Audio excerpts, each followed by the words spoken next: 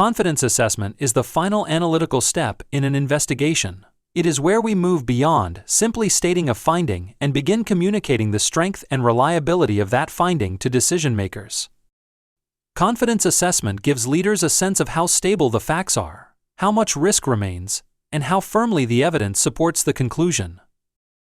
It is a way of saying, here is what we found, and here is how strongly we believe it. Although workplace findings themselves are binary substantiated or unsubstantiated, we can still communicate the relative strength of our belief through subjective probability scales or truth values.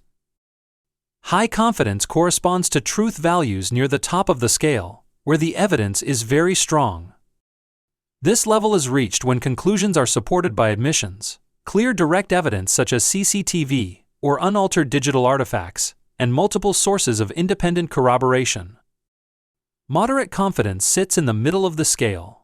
These are findings supported by probable indications, often relying on strong circumstantial evidence, the grains of sand analogy where the inferences are logical but the smoking gun is absent. Low confidence corresponds to the bottom of the scale. These cases often result in inconclusive or unsubstantiated findings because the evidence is deadlocked, accounts contradict one another without corroboration, or a witness is truthfully incorrect, honest, but mistaken. A key distinction investigators must understand is the difference between confidence and certainty. Confidence is based on the rigor of the investigative process. Certainty, on the other hand, is almost never achievable. Absolute certainty is a myth in workplace investigations. Instead, the process advances knowledge by judging probability.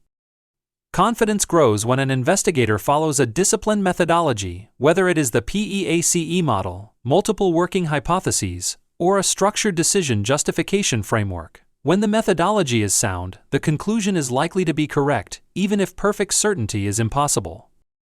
Both science and investigation should be viewed as works in progress, models that represent the most likely explanation at a given moment based on the available evidence. Confidence also differs from the standard of proof. The standard of proof is the threshold balance of probabilities, the 50% plus a feather test. It asks whether the conduct was more likely than not to have occurred. Confidence describes how far above that threshold the evidence sits. An investigator may substantiate an allegation on the balance of probabilities but still report moderate confidence if the finding hinges on a difficult credibility call between two uncorroborated parties.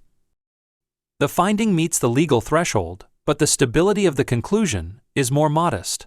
To maintain investigative integrity, investigators must also record any limitations that affected their ability to reach a high-confidence conclusion. These limitations may include information gaps, missing time in timelines, or unanswered questions that leave parts of the narrative incomplete. They may include resource or authority constraints, such as the inability to compel external witnesses, limited access to personal digital devices, or employer-imposed time and budget restrictions. Witness reluctance is another major limitation. When witnesses refuse to cooperate or decline to sign statements, residual uncertainty remains and must be documented. The scope of the investigation itself is an inherent limitation. Findings are only valid within the boundaries of the specific allegations investigated, and the report must make that clear. Finally, every major tactical choice and its rationale should be memorialized in a decision log. This includes why certain leads were pursued and why others were not. The decision log becomes a permanent record of the investigator's cognitive process and the limitations they recognized along the way. It shows that the investigator made reasoned, defensible choices grounded in evidence rather than bias or assumption. Confidence assessment is not an optional add-on, it is a core part of producing a defensible investigative record. It communicates the strength of the conclusion, acknowledges uncertainty honestly, and gives decision-makers the clarity they need to act responsibly.